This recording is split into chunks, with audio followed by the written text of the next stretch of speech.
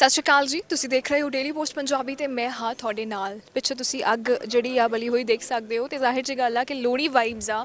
ਤੇ ਜਦ ਗੱਲ ਲੋਹੜੀ ਦੀ ਆਉਂਦੀ ਹੈ ਤੁਸੀਂ ਸਭ ਜਾਣਦੇ ਹੋ ਕਿ ਪੰਜਾਬ ਦਾ ਬਹੁਤ ਹੀ ਜ਼ਿਆਦਾ ਪਪੂਲਰ ਤੇ ਸਭ ਦਾ ਫੇਵਰਿਟ ਫੈਸਟੀਵਲ ਲੋਹੜੀ ਮਨਾਇਆ ਜਾਂਦਾ ਹੈ। ਤੇ ਨਾਲ ਹੀ ਜੇ ਪੰਜਾਬ ਦੀ ਗੱਲ ਹੁੰਦੀ ਹੈ ਤਾਂ ਕਿਸਾਨੀ ਮੁੱਦਿਆਂ ਦੀ ਗੱਲ ਹੁੰਦੀ ਹੈ, ਕਿਸਾਨੀ ਬਿੱਲਾਂ ਦੀ ਗੱਲ ਹੁੰਦੀ ਹੈ ਤੇ ਉਸ ਤੋਂ ਵੀ ਜ਼ਿਆਦਾ ਜਿਹੜੀ ਵੱਡੀ ਗੱਲ ਆ ਆਲਮੋਸਟ 1.5 ਮਹੀਨੇ ਤੋਂ ਉੱਪਰ ਹੋ ਗਿਆ ਸਾਡਾ ਅੰਨਦਾਤਾ ਸੜਕਾਂ ਤੇ ਬੈਠਾ ਹੈ, ਦਿੱਲੀ ਵਿੱਚ ਬੈਠੇ ਨੇ। ਹਮੇਸ਼ਾ ਜ਼ਿਹਨ ਦੇ ਵਿੱਚ ਉਹੀ ਗੱਲ ਆਉਂਦੀ ਹੈ ਤੇ ਜਦ ਲੋਹੜੀ ਦੀ ਗੱਲ ਆਈ ਤਾਂ ਇਸ ਦੇ ਵਿੱਚ ਪੰਜਾਬੀ ਪਿੱਛੇ ਨਹੀਂ ਰਹੇ। ਉਹਨਾਂ ਨੇ ਸਿਰਫ ਕਿਸਾਨਾਂ ਨੂੰ ਸਪੋਰਟ ਕਰਨ ਲਈ ਅੱਜ ਲੋਹੜੀ ਮਨਾਈ ਆ।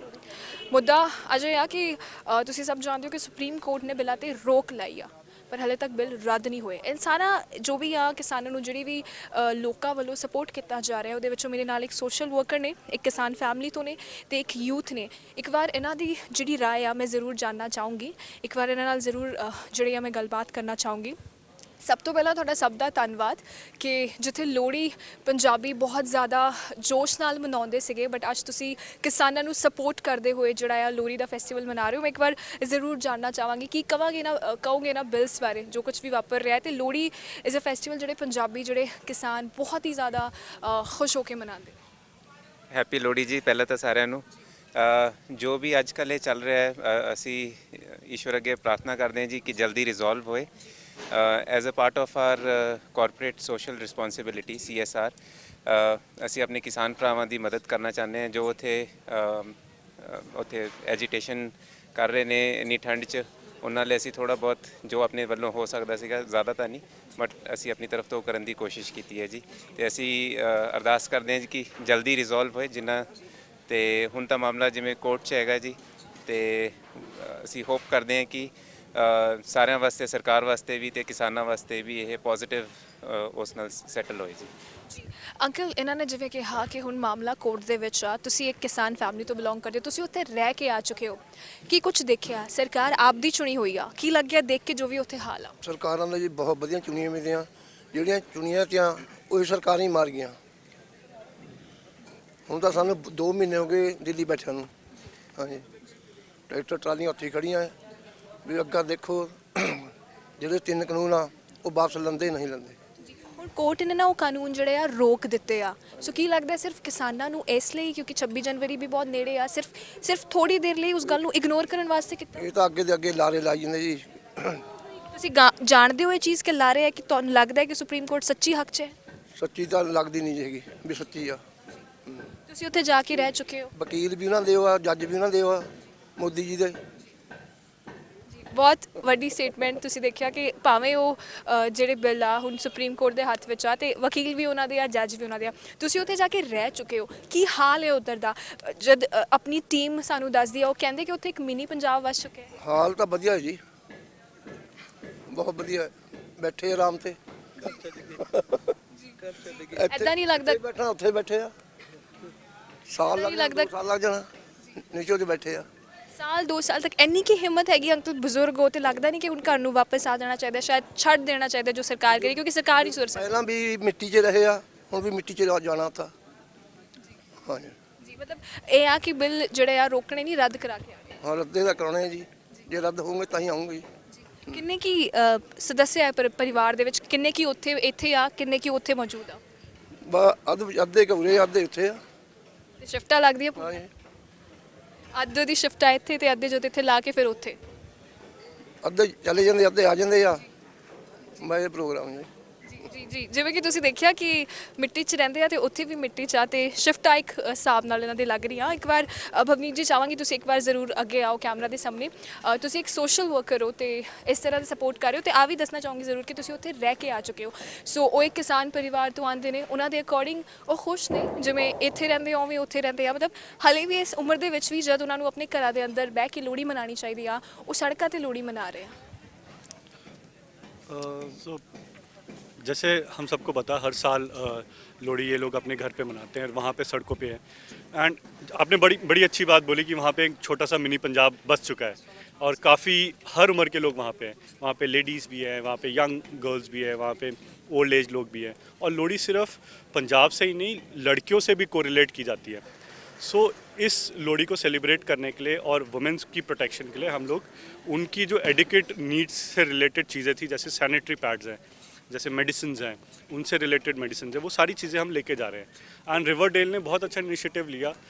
सर्दी बढ़ चुकी है और कंबल और स्वेटर्स की ज़रूरत है। ये कंबल लेके हम जब उधर लेके जाएंगे और लोहड़ी उनके साथ सेलिब्रेट करेंगे तो उनको भी लगेगा कि देश उनके साथ खड़ा है। किसी भी इंसान को जो इस टाइम पे अपने राइट्स के लिए लड़ रहा है, उसको ये नहीं लगना चाहिए कि बाकी देश जो घर पे बैठा है वो उसके साथ नहीं है। And it is a very fair fight. वो अपने राइट्स के लिए लड़ रहे हैं, वो उनसे रिलेटेड बिल है। They have the right to stand against the government and say कि हमें ये बिल्स नहीं चाहिए। And it is between the government and the farmers. इसको पॉलिटिकली ना लेते हुए हम humanity, for the sake of humanity हम लोग वहाँ पे जा रहे हैं। ਜਦ ਗੱਲ ਹਿਊਮੈਨਿਟੀ ਦੀ ਹੁੰਦੀ ਆ ਨਾ, ਜਦ ਗੱਲ ਬਿਲਸ ਦੀ ਹੁੰਦੀ ਆ, ਸੋ ਫਾਈਨਲੀ ਲੇਟਰ ਡਿਸੀਜਨ ਇਹ ਆਇਆ ਕਿ ਸੁਪਰੀਮ ਕੋਰਟ ਨੇ ਆਪਣੇ ਹੱਥ ਵਿੱਚ ਲੈ ਲਿਆ। ਕੀ ਲੱਗਦਾ ਐਜ਼ ਅ ਯੰਗਸਟਰ ਪੁੱਛਣਾ ਚਾਹਾਂਗੇ, ਕਿਉਂਕਿ ਅੱਜ ਕੱਲ੍ਹ ਯੰਗਸਟਰ ਦੇ ਕੋਲ ਸੋਸ਼ਲ ਮੀਡੀਆ, ਹਰ ਕਿਸੇ ਦੇ ਕੋਲ social media, but we use it in a better way, you know that. So ਕੀ ਕਹਿਣਾ ਚਾਹੋਗੇ ਇਸ ਚੀਜ਼ 'ਤੇ ਕਿ ਜੋ ਵੀ ਲੇਟੈਸਟ ਅਪਡੇਟ ਆ, ਕੀ ਲੱਗਦਾ ਜੇ ਤੁਹਾਡੇ ਪੁਆਇੰਟ ਆਫ व्यू ਤੋਂ ਪੁੱਛਾਂ? देखिए, ये बड़ी होपफुल चीज़ है। ये फ़ाइट काफ़ी लंबी स्ट्रेच आउट हो चुकी है and to be very honest it has been a point of talk internationally.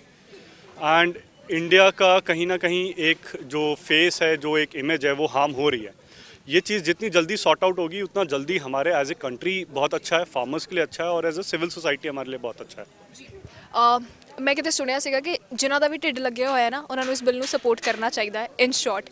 So I am ਸ਼ੋਰ ਤੁਸੀਂ ਇੱਕ ਕਿਸਾਨ ਫੈਮਿਲੀ ਤੋਂ ਬਿਲੋਂਗ ਕਰਦੇ ਹੋ, ਤੁਸੀਂ ਉੱਥੇ ਜਾ ਕੇ ਆ ਚੁੱਕੇ ਹੋ। ਕੀ ਲੱਗਿਆ, ਕਿਉਂਕਿ ਕੋਈ ਵੀ ਇਨਸਾਨ ਉੱਥੇ ਜਾਂਦਾ ਹੈ ਨਾ, ਕੋਈ ਬਿਜ਼ਨਸ ਕਲਾਸ ਹੋਵੇ, ਕੋਈ ਕਿਹੋ ਜਿਹਾ ਮਰਜ਼ੀ ਕਿਸੇ ਵਰਗ ਦਾ ਇਨਸਾਨ ਹੋਵੇ, ਉਹ ਇੱਕ ਅਲੱਗ ਪਰਸੈਪਸ਼ਨ ਲੈ ਕੇ ਆਉਂਦਾ ਹੈ। ਸੋ ਜੇ ਤੁਹਾਡਾ ਪਰਸੈਪਸ਼ਨ ਪੁੱਛਾਂ ਉਸ ਮਿਨੀ ਪੰਜਾਬ ਵਿੱਚ ਜਾ ਕੇ, ਕੀ ਲੱਗਿਆ, ਕੀ ਮਹਿਸੂਸ ਕੀਤਾ? ਮੈਮ ਅਸੀਂ ਇਹੀ ਮਹਿਸੂਸ ਕੀਤਾ ਕਿ ਇਹ ਜਿਹੜੀ ਚੀਜ਼ ਹੈਗੀ ਹੈ टीवी ਤੇ ਜਾਂ ਮੀਡੀਆ ਤੇ ਤਾਂ ਬਹੁਤ ਕੁਝ there is a lot of thing which is being said and which is being tried to prove. लेकिन ਅਸੀਂ ਉੱਥੇ ਬੜੀ ਪੋਜ਼ਿਟਿਵਿਟੀ ਦੇਖੀ ਐਂਡ ਜੋ ਵੀ ਚੀਜ਼ ਮੀਡੀਆ ਤੇ ਚੱਲ ਰਹੀ ਹੈ ਉਹ ਸਭ ਉਹਨੂੰ ਇਹੀ ਲੈ ਰਹੇ ਹੈ ਕਿ ਬਈ ਦੇਖੋ ਅਸੀਂ ਇੱਕ ਪੋਜ਼ਿਟਿਵ ਚੀਜ਼ ਲਈ ਖੜੇ ਹੈਗੇ ਹਾਂ ਤੇ ਸਾਰੇ ਲੋਕ ਉਸ ਲਈ ਬੜਾ ਪੋਜ਼ਿਟਿਵ ਹੈ ਤੇ ਉੱਥੇ ਸਭ ਰਲ ਮਿਲ ਕਰਕੇ ਲੈ ਰਹੇ ਹੈ। ਜੋ ਕੋਈ ਐਂਟੀ ਵੀ ਹੈ ਉਹ ਵੀ ਉਹਨੂੰ ਕਹਿ ਰਹੇ ਹੈ ਵੀ ਧੰਨਵਾਦ, ਜੋ ਕਹਿ ਰਹੇ ਹੈ ਪੋਜ਼ਿਟਿਵ ਉਹਨੂੰ ਵੀ ਕਹਿ ਰਹੇ ਧੰਨਵਾਦ। ਉਹ ਆਪਣੀ ਚੀਜ਼ ਤੇ ਅਡਿੱਗ ਹੈ ਕਿ ਬਈ ਅਸੀਂ ਇਹ ਚੀਜ਼ ਕਰਨੀ ਹੈ ਤੇ ਇਹਦੇ ਲਈ ਅਸੀਂ ਕੁਝ ਨੈਗੇਟਿਵ ਨਹੀਂ ਕਰਨਾ, ਅਸੀਂ ਚੁੱਪ ਕਰਕੇ ਇੱਥੇ ਬੈਠੇ ਹਾਂ। ਅਸੀਂ ਜਾਣਾ ਤਦ ਹੈ ਜਦ ਇਹ ਚੀਜ਼ ਹੋ ਜਾਏਗੀ क्योंकि ये चीज़ गलत है उन्होंने दे अकॉर्डिंगली। सबसे अच्छी चीज़ ये है, आप उधर जाओगे ना, हमें आस्क अगर आप गए हो या नहीं गए हो, आप वहाँ पे जाओगे, आप देखोगे ट्रैफिक भी वो खुद मैनेज कर रहे हैं, फ्लो भी उन्होंने खुद बनाया हुआ है, खाना सबको मिल रहा है और उन्होंने एक प्रॉपर रूटीन बना रखा है। अगर किसी को चेकअप भी करना है या कोई चीज़ भी लेनी है तो आप लाइन बनाओ, तो वो प्रॉपरली मैनेज्ड है, हर चीज़ प्रॉपरली मैनेज्ड है। ट्रैफिक जाम हो गया है, 4 बंदे आएंगे, पूरे ट्रैफिक को मैनेज करेंगे, उधर रोड क्लियर कर देंगे, तो किसी का रास्ता नहीं रोका जा रहा। पुलिस वैन आके उधर से क्रॉस बाय करना चाहती है, मोस्ट वेलकम। एम्बुलेंस जा रही है, उसको पूरा रास्ता दिया जा रहा है।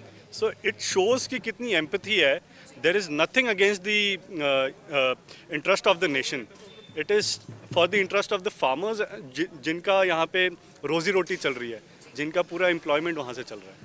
ਇੱਕ ਸਵਾਲ ਤੁਹਾਡੇ ਨਾਲ ਗੱਲ ਕਰਦੇ ਹੋਏ ਜ਼ਿਹਨ ਦੇ ਵਿੱਚ ਆਇਆ ਕਿ ਕਿੰਨਾ ਟਾਈਮ ਹੋ ਗਿਆ, ਮਾਰਚ ਵਿੱਚ ਕੋਵਿਡ ਸ਼ੁਰੂ ਹੋਇਆ ਸੀ। ਇੱਕ ਤਾਂ ਉਸਨੇ ਬਹੁਤ ਸਾਰੀ ਮੈਂਟੈਲਿਟੀ ਆਈ ਮਸਟ ਸੇ ਚੇਂਜ ਕੀਤਾ। ਅਸੀਂ ਆਪਣੀ ਕੰਫਰਟ ਜ਼ੋਨ ਤੋਂ ਵਾਪਸ ਆ ਗਏ, ਬਾਹਰ ਚਲੇ ਗਏ, ਕੁਝ ਵੀ ਕਰ ਸਕਦੇ ਹਾਂ ਅਸੀਂ, ਹੈ ਨਾ, ਬਹੁਤ ਜ਼ਿਆਦਾ ਇੰਡੀਪੈਂਡੈਂਟ ਹੋ ਗਿਆ ਮਸਟ ਸੇ। ਅਤੇ ਉਸ ਤੋਂ ਬਾਅਦ ਇੱਕਦਮ ਇੱਕ ਕਿਸਾਨਾਂ ਨਾਲ ਜੋ ਵੀ ਹੋ ਰਿਹਾ, ਬਿਕਾਜ਼ ਆਪਣੇ ਬਜ਼ੁਰਗਾਂ ਨੂੰ ਕੋਈ ਨਹੀਂ ਚਾਹੁੰਦਾ ਰੋਡ 'ਤੇ ਦੇਖਣਾ। ਸੋ ਕੀ ਲੱਗਦਾ ਹੈ ਕਿੱਥੇ ਦੇਸ਼ ਲੈਕ ਕਰ ਰਿਹਾ ਹੈ? ਐਜ਼ ਅ ਯੂਥ ਪੁੱਛਾਂ ਕੀ ਚੇਂजेस करना चाहो? चेंजेस तो यही होगा कि अगर हम लोग एज अ सोसाइटी सबको साथ लेके चलें, और टू बी वेरी ऑनेस्ट जब हम बिल की बात कर रहे हैं, अगर ये फार्मर्स से रिलेटेड बिल है तो फार्मर्स से पहले सलाह मशवरा होना चाहिए था कि उनके लीडर्स के साथ सलाह मशवरा होना चाहिए था और उसके अकॉर्डिंगली इस बिल को डेवलप करना चाहिए था। एंड एज अ सोसाइटी हमारे लिए ये लर्निंग है कि आगे को कोई भी बिल आएगा तो हम अपने हक के लिए आवाज़ उठा सकते हैं। And it is a revolution, it is a revolution for our generation.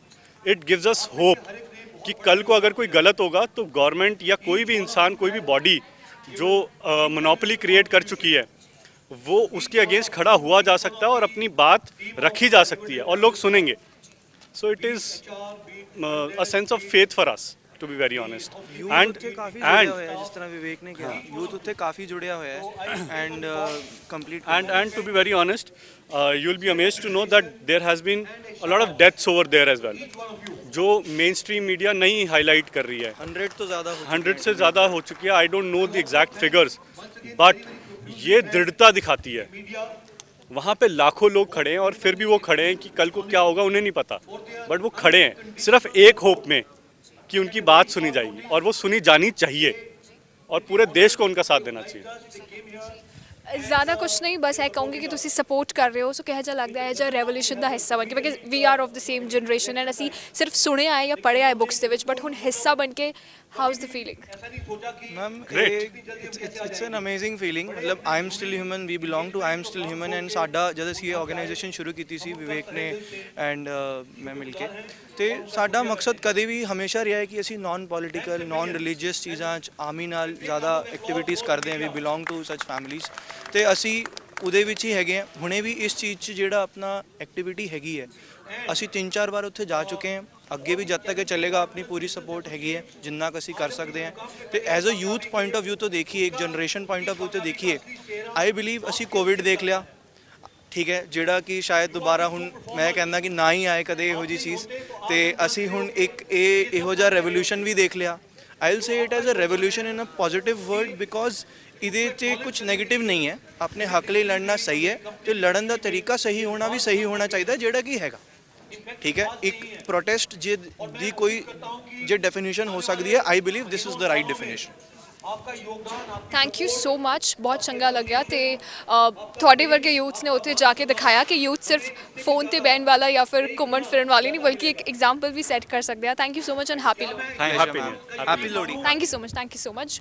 ਜਿਵੇਂ ਕਿ ਤੁਸੀਂ ਸੁਣਿਆ ਕਿ ਕਿਸਾਨੀ ਮੁੱਦਿਆਂ ਨੂੰ ਅਸੀਂ ਹਰ ਰੋਜ਼ ਡਿਸਕਸ ਕਰਦੇ ਹਾਂ, ਹਰ ਸਭ ਕੁਝ ਬੋਲਦੇ ਹਾਂ ਇਸ ਬਾਰੇ, ਬਟ ਹਰ ਕੋਈ ਸਿਰਫ ਆਪਣੇ ਤਰ੍ਹਾਂ ਆਪਣੇ ਵਰਗ ਦੇ ਜਿਹੜੇ ਵੀ ਆਪਣੇ ਅਲੱਗ-ਅਲੱਗ ਵਰਗ ਦੇ ਲੋਕੀ ਆ, ਉਹ ਹਰ ਇੱਕ ਤਰੀਕੇ ਨਾਲ ਆਪਣੇ ਐਂਗਲ ਨਾਲ ਜਿਹੜਾ ਆ ਕਿਸਾਨਾਂ ਨੂੰ ਸਪੋਰਟ ਕਰ ਰਹੇ ਨੇ। ਇੱਕ ਵਾਰ ਕੈਮਰਾਮੈਨ ਨੂੰ ਕਹਾਂਗੀ ਸ਼ਾਰਟਸ ਕਰਕੇ ਜ਼ਰੂਰ ਦਿਖਾਇਆ ਜਾਵੇ। ਜਿੰਨੇ ਵੀ ਲੋਕੀ ਇੱਥੇ ਮੌਜੂਦ ਹੈਗੇ ਨੇ ਉਹ ਸਭ ਕਿਸਾਨਾਂ ਨੂੰ ਸਪੋਰਟ ਕਰ ਰਹੇ ਨੇ। ਉਹ ਜਿਹੜੇ ਵੀ ਲੋਕੀ ਨੇ ਉਹ ਅਨਕੰਡੀਸ਼ਨਲ ਸਪੋਰਟ ਇਹਨਾਂ ਵੱਲੋਂ ਕਿਸਾਨਾਂ ਨੂੰ ਮਿਲ ਰਿਹਾ ਹੈ, ਤੇ ਬਹੁਤ ਸਾਰੇ ਲੋਕੀ ਜਿਹੜੇ ਆ ਦਿੱਲੀ ਜਾ ਕੇ ਵਾਪਸ ਆ ਚੁੱਕੇ ਨੇ। ਸਿਰਫ ਆਹੀ ਕਹਿਣਾ ਚਾਹਾਂਗੇ ਕਿ ਇਹ ਲੋਹੜੀ ਜਿਹੜੀ ਆ ਕਿਸਾਨਾਂ ਲਈ ਲੱਕੀ ਹੋਵੇ। ਤੇ ਹਲੇ ਜਿਹੜਾ ਡਿਸੀਜਨ ਤੁਸੀਂ ਸਭ ਜਾਣਦੇ ਹੋ ਕਿ ਆਇਆ ਹੋਇਆ ਸੁਪਰੀਮ ਕੋਰਟ ਵੱਲੋਂ, ਬਿੱਲ ਹਲੇ ਰੋਕੇ ਗਏ ਨੇ। ਸਿਰਫ ਉਮੀਦ ਕਰਦੇ ਆ ਕਿ ਜੋ ਸਭ ਦੇ ਲਈ ਚੰਗਾ ਹੋਵੇਗਾ ਉਸ ਦਾ ਡਿਸੀਜਨ ਬਹੁਤ ਛੇਤੀ ਆਉਣਾ ਚਾਹੀਦਾ ਹੈ। ਡੇਲੀ ਪੋਸਟ ਦੀ ਪੂਰੀ ਡੇਲੀ ਪੋਸਟ ਪੰਜਾਬੀ ਦੀ ਪੂਰੀ ਟੀਮ ਵੱਲੋਂ ਤੁਹਾਨੂੰ ਸਭ ਨੂੰ ਹੈਪੀ ਲੋਹੜੀ।